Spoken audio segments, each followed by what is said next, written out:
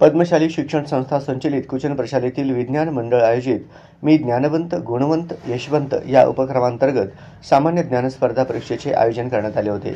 या परीक्षेत प्रशालेतील 450 विद्यार्थ्यांनी सहभाग नोंदवला। विद्यार्थ्यांचे सामान्य ज्ञान वृद्धिंगत होऊन विविध स्पर्धा परीक्षांना सामोरे जाण्याची क्षमता त्यांच्यामध्ये निर्माण व्हावी या उद्देशाने हा उपक्रम राबवला गेला।